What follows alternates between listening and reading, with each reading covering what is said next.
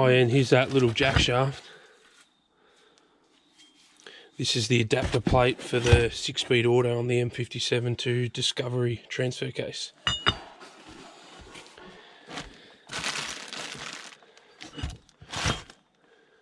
From the UK, I think this was from. That's solid billet. It's a bit fancy. It's too fancy for the Cruiser.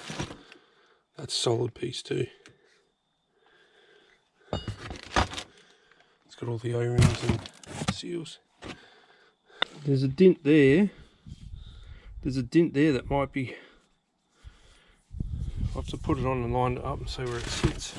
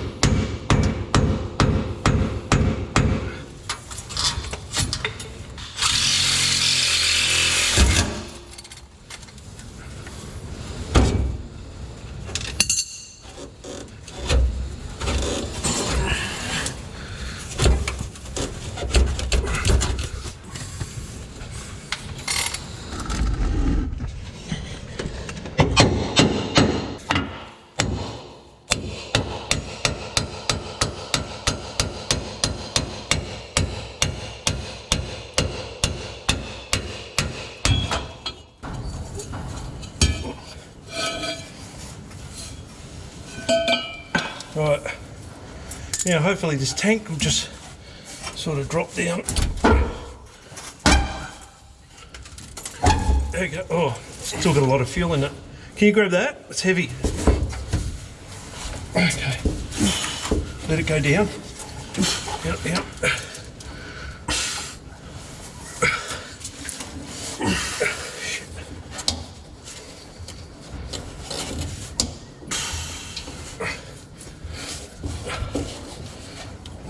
Oh, just cut them. What can I cut it with? Freaking heavy. Yeah. I don't know, you're just piss farting around. I'm not piss farting around.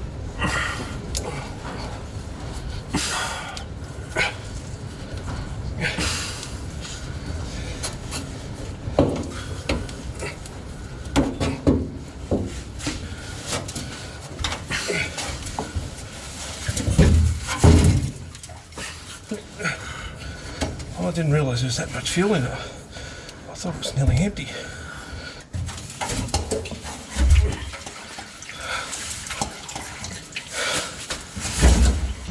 It's out. And it's nearly full. Man, that was heavy.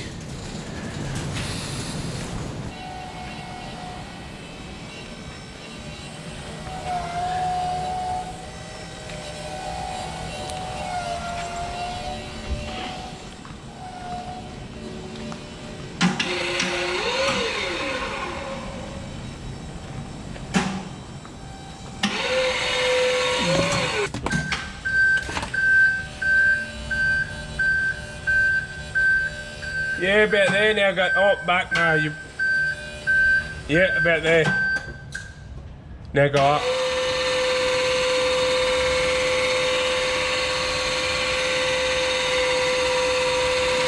Yep.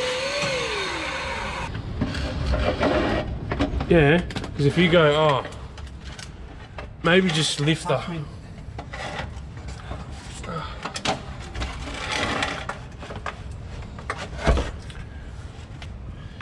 We on the chassis rail. Yeah.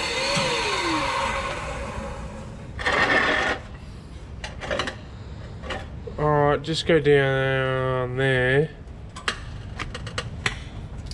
Pull the fork out? Keep going down.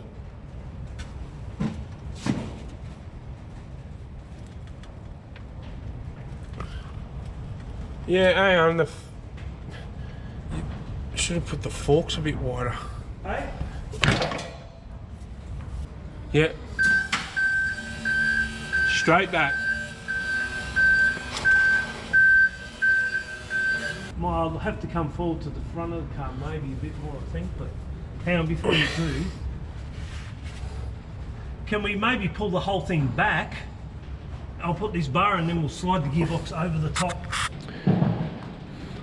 So we're just test fitting the auto, and as you just saw, we cut out that brace on the chassis, which is, we're still going to put it back in, but it's going to face the other way, because with the 6-speed auto, we're going to put the Discovery transfer case on. It hangs back and it was just hitting on that bar. So if we flip the bar in and put that in, everything will fit fine. Hang on. Okay, go up.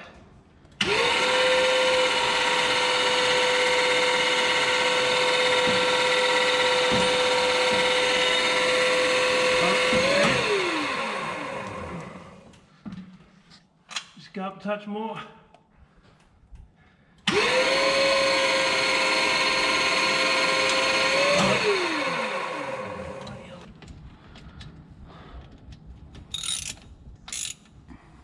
You want me to go up?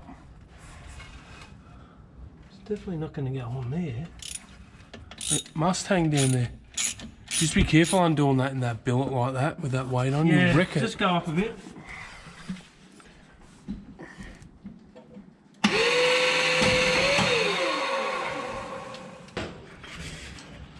Hold it in. Temporarily.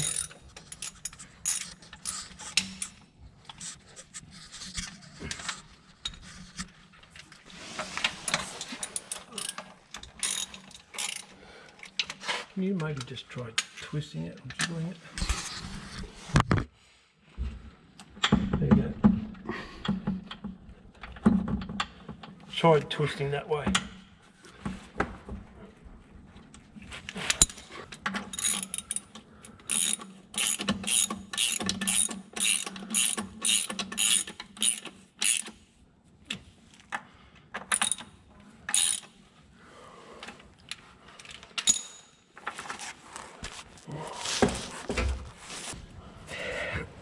You got to take all this stuff off anyway, don't you?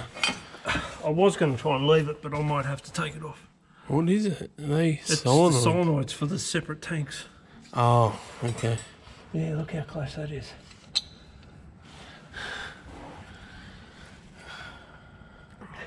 Very close there, isn't it? I hope that diff's far enough across. I think this diff's further to the centre than the other diff. Well, it would be because it's bigger. Yeah. That might become a problem now. Well, you have got a little bit of room. Hopefully the uni's not chunky as you. So the auto Range Rover ran a solid shaft to get past the auto. Okay. I'll have to stick with the Land Rover tail shaft because it's smaller. Oh no, that won't be too bad. I thought that centre was in the centre, but it's off to one side. This shaft might not be too bad. What I'm going to have to do is work out where the engine's sitting now. The Troopy's been getting a bit of work lately. Dad went ahead and got the motor in, and we've sort of We've mocked it up into the spot where we want it. I didn't get much video of that because it takes quite a while, or took us a while. Like, we literally looked at it for like an hour on where we want it, because we wanted enough room, because this is on these M57s, this is with the actual air box here, the air filter's inside here. So this has to sort of come off to get the air filter in. And we wanted a bit of room in here so we can have easy access, but at the same time, over on this side, we needed to keep lots of room at the alternator there to be able to unbolt it to pull it off if we ever got to replace it.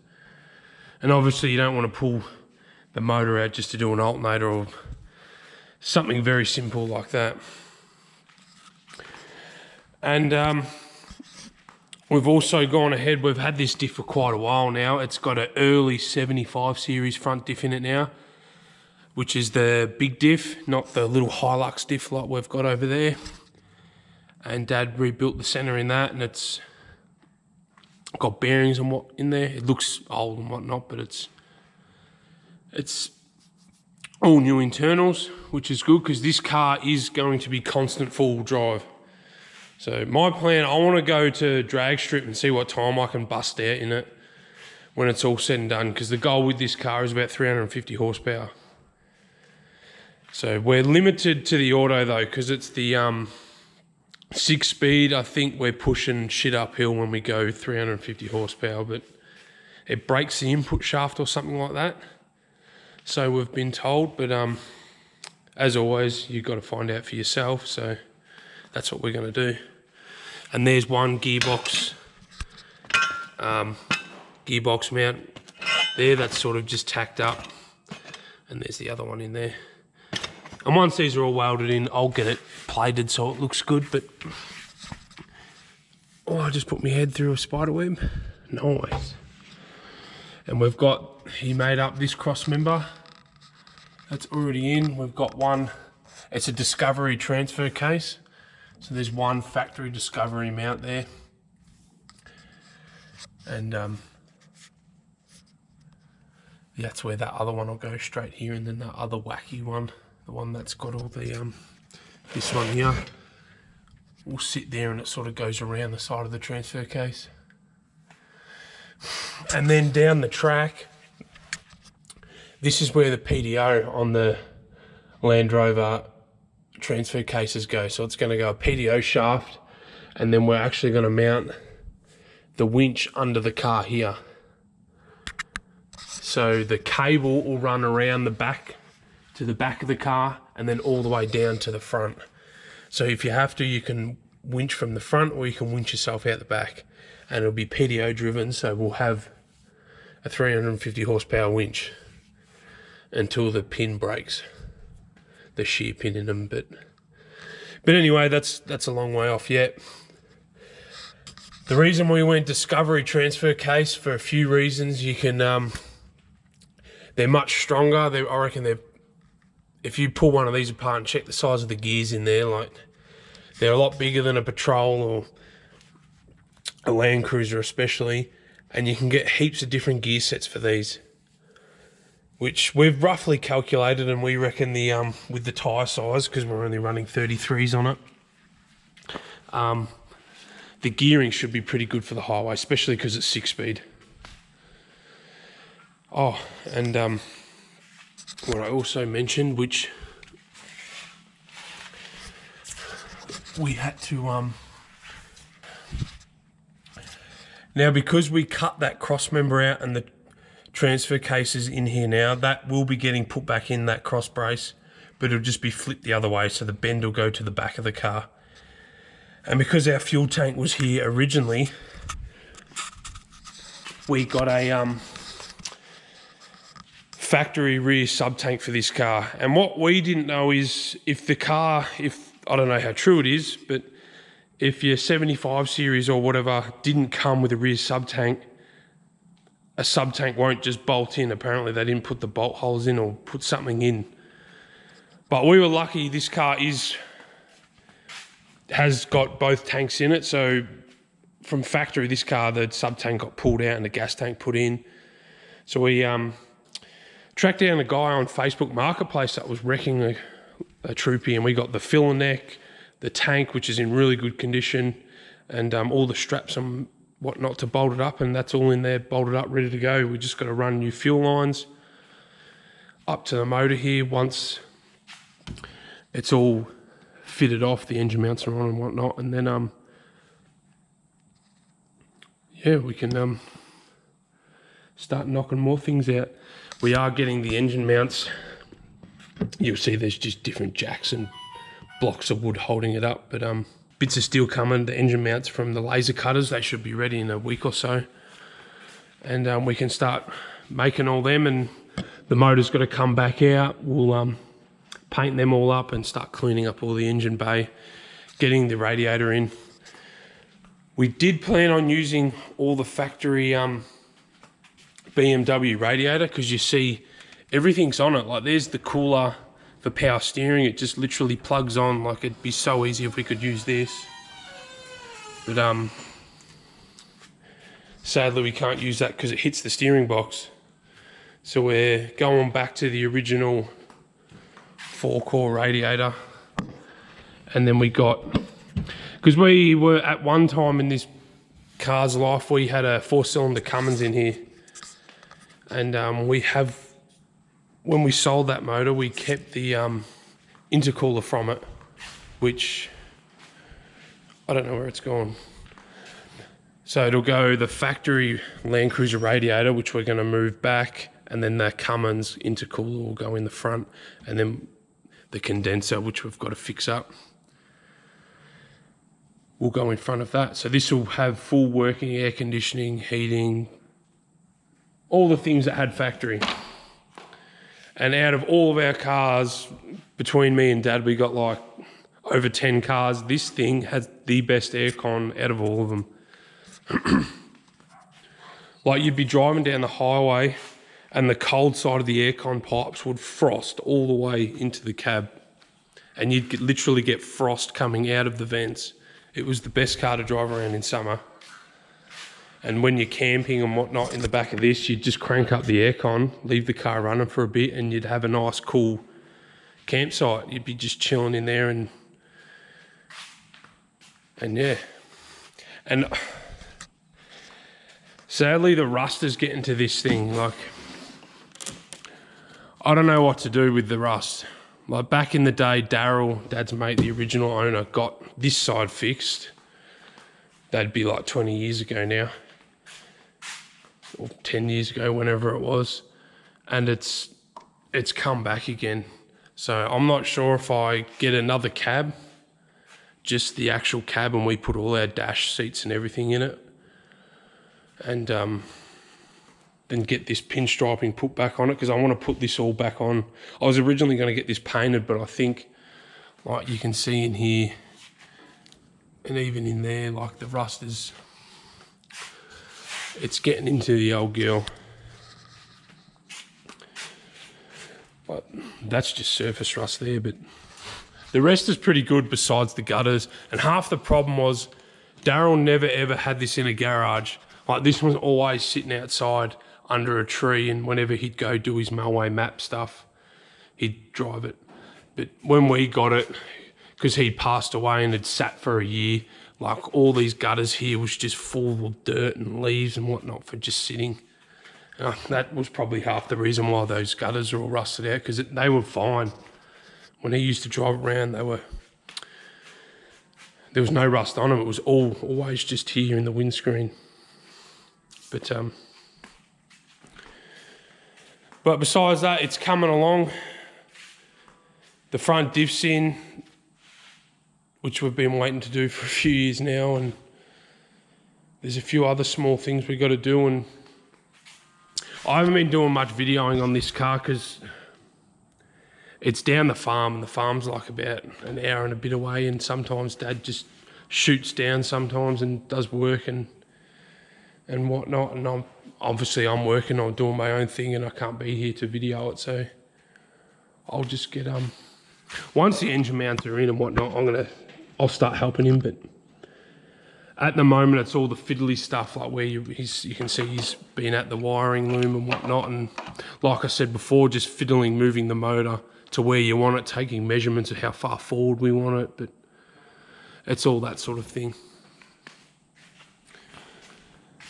But other than that, I'm keen to do a 4-wheel launch in the dirt with it. Like, that's going to be pretty sick.